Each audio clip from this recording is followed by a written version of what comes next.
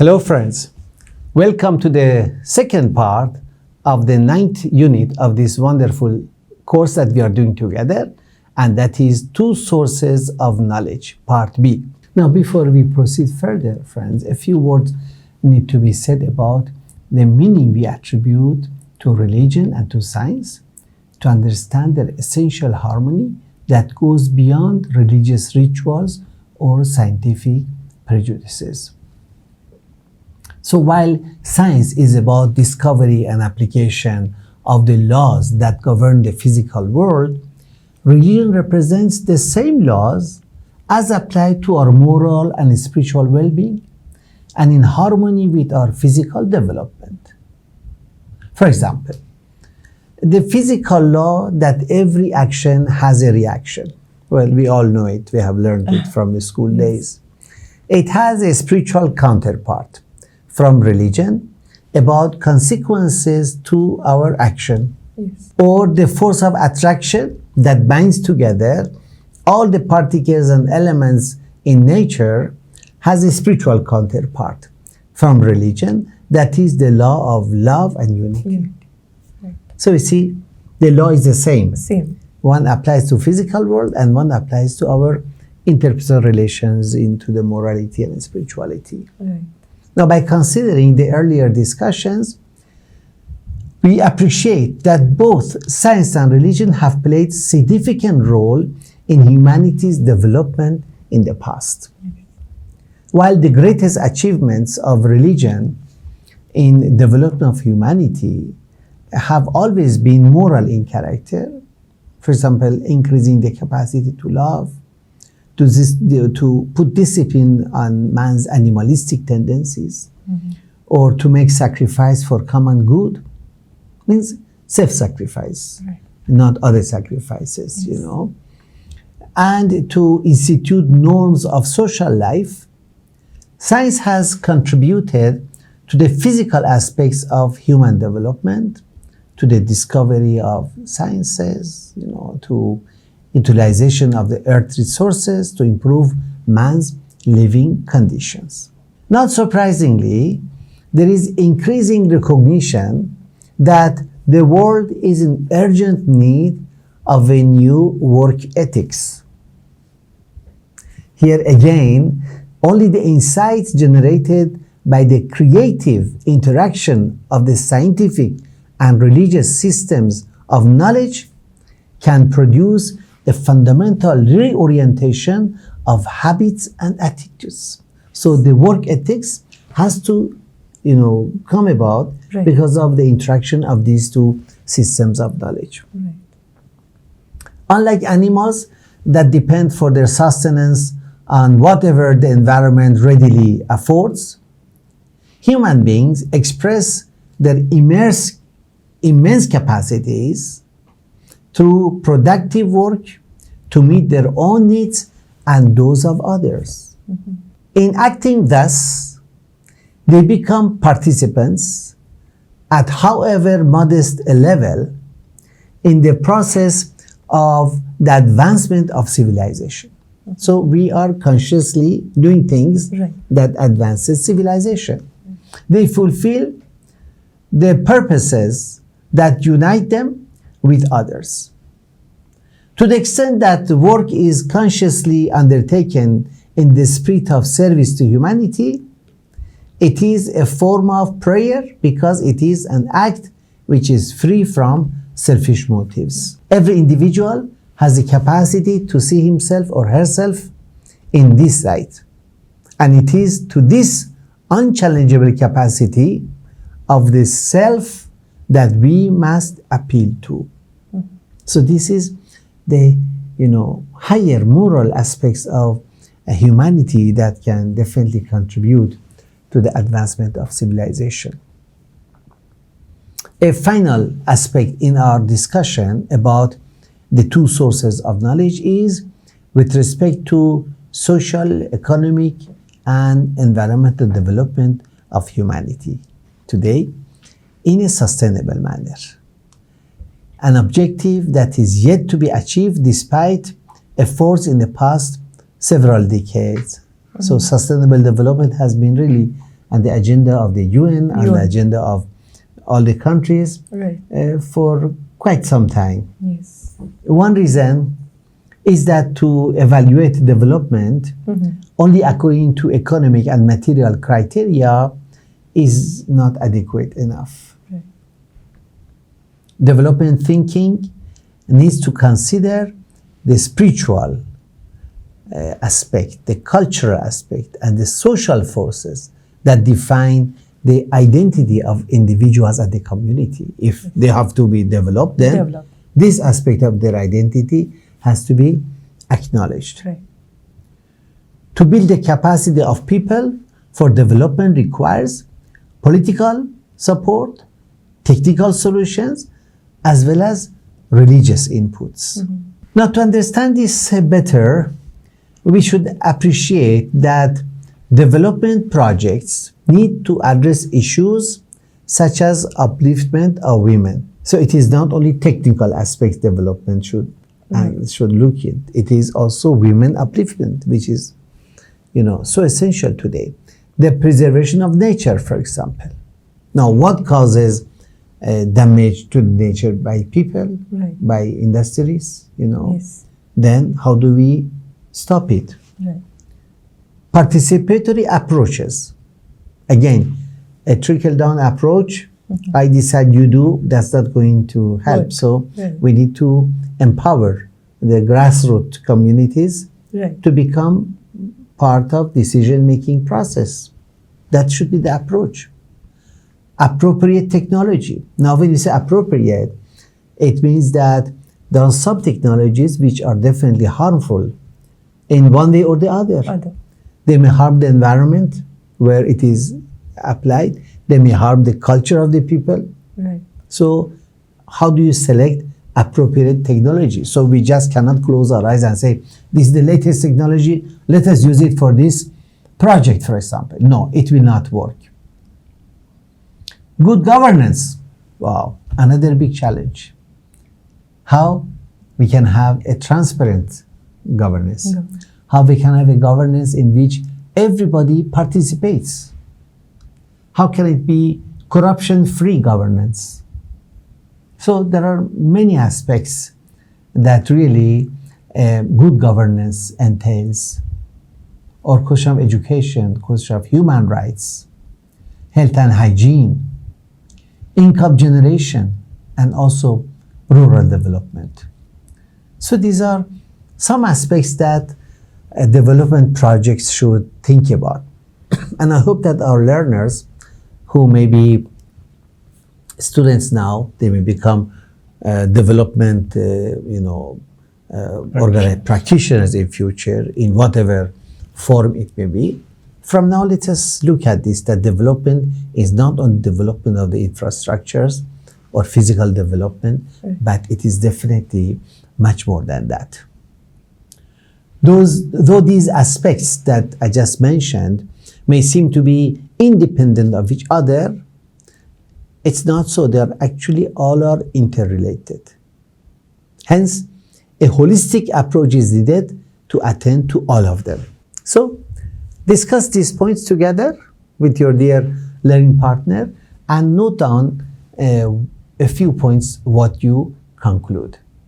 You'll have 4 minutes for this discussion.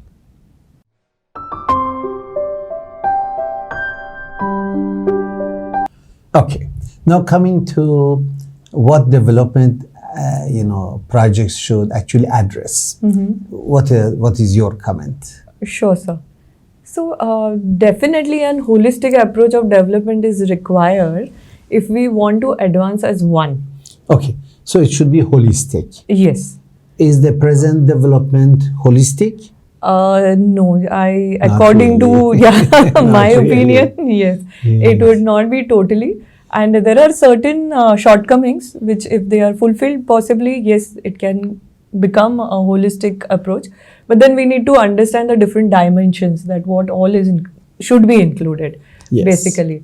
So the developmental project should become multi-dimensional in their approach, basically. The developmental approach should be multi-dimensional. Not only economic. No, not only economic. Should be economic, should be environmental, should be Yes. social, Yes. should be cultural. Absolutely. Sir. What is spiritual? Yes, totally. That too. Actually, yeah, the paragraph that you have mentioned to us to discuss about that paragraph, of course, it has all the points.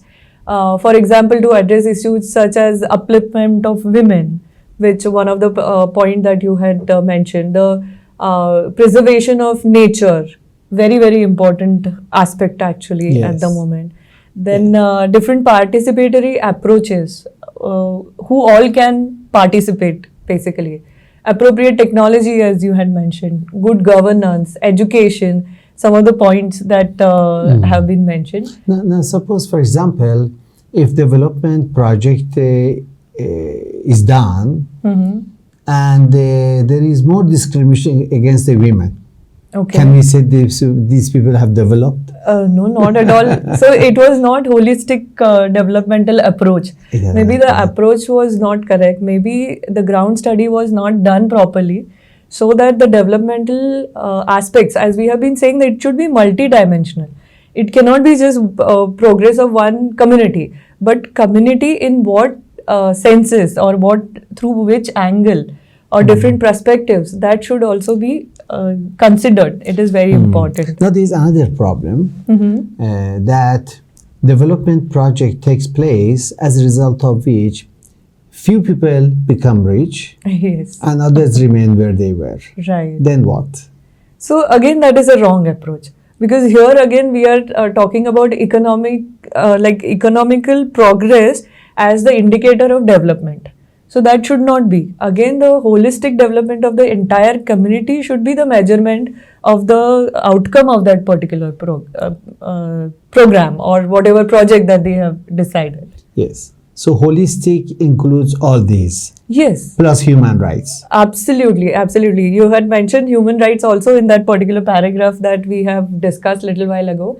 And many such aspects are critical, along with that importance should be given to building partnerships actually, which is very, very crucial. Many a times the projects happen by themselves, individually. There are no partnerships which are included, like local communities, organizations of civil society, government at all the levels, and international agencies also should be partnered for that particular project.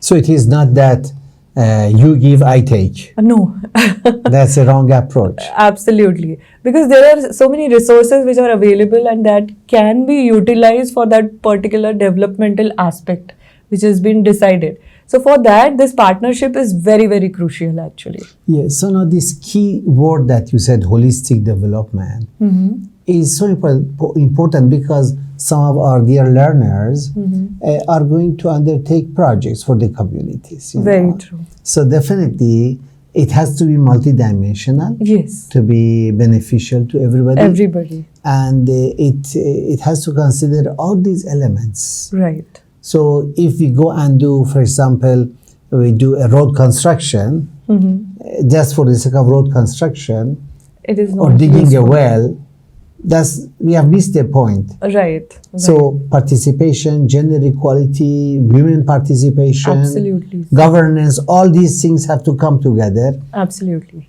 I think Yes. one of the elements of holistic development is capacity building. Yes. Yes. Development really doesn't mean provision of services, right? From the privileged to the underprivileged. Right. It means we build capacity at the local level in local populations so that they can take charge of their own, economical, their social and other development as decided. Of course, assistance is part of it, but it is the element of capacity building that will really bring about development in the most holistic way possible. Right. So it has to be an integral part of the development design. Yes. How the locals' capacities can be enhanced. And that can be capacity in many different things. Again, capacity to communicate, Yes. to express their needs, because some people even don't have the vocabulary to say what they want. Right. You know, Very true. to become participants in the discussion. Right. to make decisions, Consult also. consult, to differentiate right from wrong, to manage the finances, for example. So definitely, capacity building is very, very absolute necessity when we talk of development. Wonderful. And that's the reason why, sir, the people who are involved in those developmental projects, they need, along with the formal education, the moral education also. Or we can even call it value-based character education, which is equally important. Because the people who are playing role in those developmental projects, they need, as Sawant sir has just now mentioned, another dimension. So they need this moral education also. Oh, definitely. Because the values that you mentioned, they're all part of moral education. Yes, yes, Yes. absolutely. Okay, okay. Another important aspect would be acceptance of religious diversity and creating value-based economics, which will reduce the disparities and inequities throughout the world, should also be included in the developmental projects. Now, when we say value-based economics, again, just now when we had mentioned that you had said that some people become rich and some people don't. So when you have value-based economics where everybody is going to get the right share, I think the developmental project will be very effective at that particular level. Harmony of science and religion is fundamental. We have been discussing about it throughout this session, and all this can be achieved when people are engaged in active service as moral purpose. So the developmental project should have service at its core. This is another dimension actually. Absolutely, absolutely. Very beautiful. So let me say that holistic development needs some indicators also, which Right. are not only material, physical, Right. economic indicators. Very For true. example, one you said about gender equality. Yes, All gender right, equality. that has to come about as a result of Developmental projects. No matter what, even if Yes. it is at the level of capacity building, women have to be participants in it. Right. There's another, way to look at it. Yeah. Maybe a country may have, X number of international airports. It may have industry, but is the crime rate against women at a certain, is there discrimination against women? Now, these are those indicators Very true. which are to be considered for development, not only, as you said, only the material, and infrastructure aspect. Yes. Yes, very absolutely right. Absolutely. So the second indicator of development is unity in diversity. Yes. Very crucial one. Absolutely, very crucial. And then we can see how different ethnic groups participate for some development projects, how they are getting benefited from development projects, Yes. Very true. and how they are ready to work together, Right. Yes. as team members of a development project. So definitely, unity in diversity is again another important aspect of a holistic development program. Then the other one is about trustworthiness Okay. and moral leadership. Yes. Very true. So have our trust on each other increased as a result of this development, or has it gone down? Now. Even at the international level, trust is a big issue. That governments, countries don't trust each other, and that is why we are lagging behind so much in the achieving the goals of sustainable development. Another indicator is equality and justice, Yes. and then of course the independent investigation of truth is another indicator Okay. that whether everybody is in a very unbiased manner trying to find what the truth is, or are we being forced to accept certain things, and then obey them and follow them. Right. These are again all part of building the capacity of the local people, and I hope all the dear learners would remember all these things when you are going to go for your community projects. Well, this brings us to the end of this session, and I thank Mrs. Sawant, I thank Mrs. Thank you. Sally for your kind contributions. So we look forward to the next session. Thank you very much.